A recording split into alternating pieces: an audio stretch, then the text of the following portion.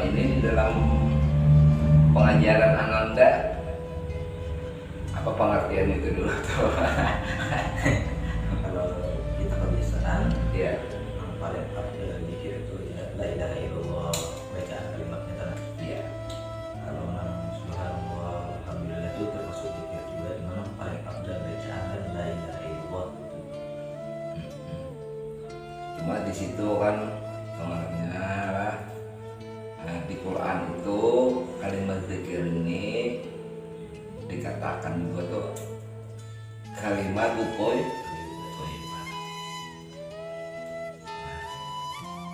Kemudian para ulama menjadikan kalimat thayyibah tadi yakni la ilaha illallah itu amaliyah di dalam thariqah.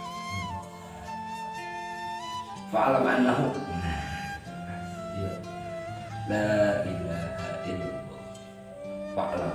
Jadi fa'alam ini maka ketahuilah. Pada umumnya mungkin itu maksudnya sabda-abdanya mengingat Tuhan tadi, yakni mengucap atau membaca la ilaha illallah jujur aja. Kalau pengertian kakekmu ada pada pengertian fa'alam tadi itu iklam. Ada juga yang dimaksud pada pengertian hanya bacaan ikro. Nah, jadi pada kalau kita mengambil sisi pendapat kakekmu maka di fa'alam. Jadi fa'alam tadi tidak hanya habis diikro, tidak hanya habis dibaca. Contoh saja misalnya kita ini alhamdulillah ada buah pini kan. Buah pini ini tatkala kita punya maka itu sebenarnya masuk golongan ikro. Kalau fa'lam tadi maka gizinya pada buah ini kan mengandung kadar vitamin E-nya tinggi. Iya. Kemudian ada kandungannya lagi kalsium untuk membentuk tulang. Nah, kemudian ada lagi kalium. Kalium itu ikut juga membantu ginjal membersihkan darah. Nah, itu sudah fa'lam, kita ketahui. Nah, bukan hanya sekadar dimakan. Jadi apa ini dimakan? Nah, kalau hanya sekadar memakan ya ikrar. Tapi kalau tidak hanya sekadar memakan, tetapi diketahui fungsi-fungsi pada sebuah makanan ini, nah itu sudah ikrar. Kalsiumnya untuk tulang, nah, vitaminnya untuk darah, daya tahan tubuh. Magnesiumnya untuk membentuk kepingan sel darah merah dan putih. Nah, kaliumnya untuk membersihkan darah bersama ginjal. Nah, itu sudah fa'lam, mengetahui gitu sebenarnya maksud dari kalimat tadi. Nah, sabda-abda perkataan mengingat Tuhan tadi. Itu benar kok lagi. Jadi ungkapan kamu tentang hadis Rasulullah seabdal zikir yakni membaca daripada kalimat tauhid yakni la ilaha illallah. La ilaha illallah itu kalau dihubungkan dengan ajaran ketauhidan daripada kakekmu, dia adalah dasar. Jadi beliau membagi kalimat tadi 4 bahagi. Nah, pada kalimat la itu dasar yang menyatakan akan sifat nafsiyah, yakni tentang zat Allah. Kemudian di kalimat ilaha ini menunjukkan sifat salbiyah, itu 5.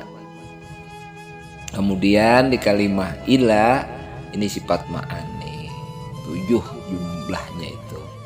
Kemudian di kalimat Allah adalah dasar menunjukkan daripada maknawiyah 7.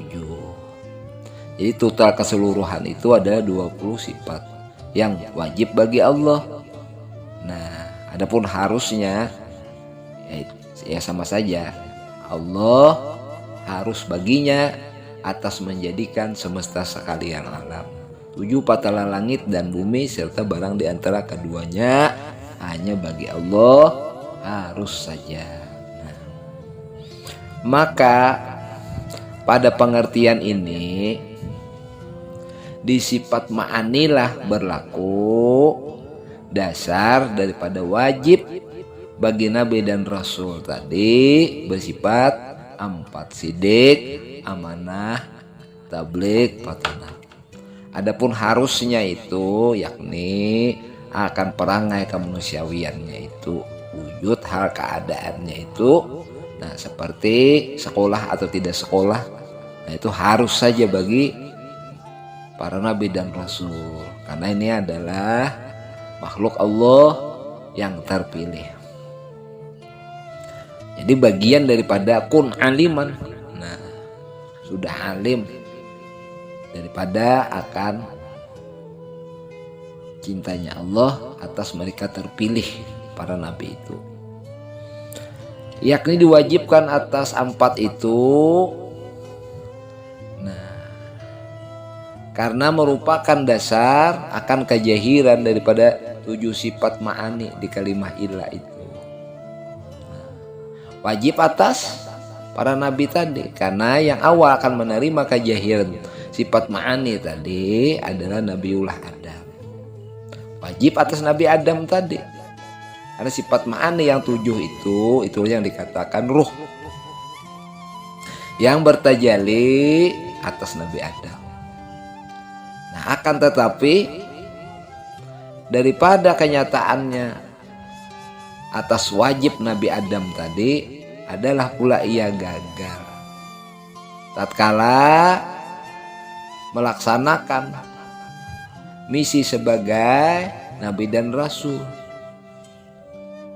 yang diberikan daripadanya akan rahasia Allah yang menjadi ruh kepada tubuhnya yang zahiri. Nah, makanya Nabiullah Adam itu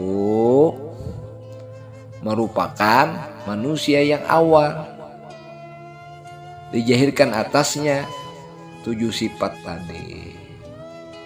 Nah, bahwasanya sifat ma'ani itu adalah yang terbit daripada nur Nabi kita Muhammad Sallallahu Alaihi Wasallam. Secara ringkas kami sampaikan, beberapa Nabi dan Rasul itu yakni dipangkatkan atas Nabi itu Rasul 24, tiadalah sempurna akan menunjukkan daripada wajib atas sifat-sifat kerasulan itu, sidik, amanah, tabligh, patonah. Nah, selalu saja tiada kesempurnaan atas mereka, sehingga Allah berkenan menghadirkan kekasihnya ke permukaan bumi, yakni Nabi kita Muhammad Sallallahu Alaihi Wasallam. Nah, inilah yang sempurna akan sifat kerasulannya dan kenabiannya tadi, sidik, amanah, tabligh, patonah. Nah, karena sifat kenabiannya tadi dan kerasulan jadi sempurna yang 4 tadi, maka beliaulah yang sempurna akan ketauhidannya tadi kepada Allah sebagai Rabbul Alamin, yakni Khaliq yang menjadikan akan semesta sekaliannya ini. Ini ringkas anakku. Nah, sekiranya ini dihubungkan dengan konten-konten yang terdahulu, niscaya dapatlah kalian menarik benang merahnya. Karena 20 sifat tadi menggambarkan akan kesempurnaan sifat Allah. Nah, dan kenyataan keberlakuan itu pada syuhud dipandang, yakni berlaku 13 perkara menunjukkan ketauhidan tadi. Nah, yakni nafsiyah, salbiyah, ma'ani, ma'nawiyah. Itulah arti kalau menurut kakekmu daripada pengertian yang seabdal-abdal mengingat Allah tadi. La ilaha illallah.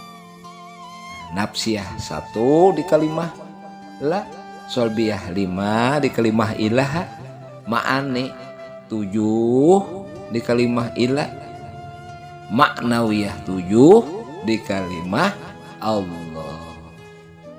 Nah, karena berjahir bagi Nabi tadi, bagi hamba Allah 7, maka itu 13. Nah 13 itulah menurut kakekmu adalah rukun daripada sembahyang.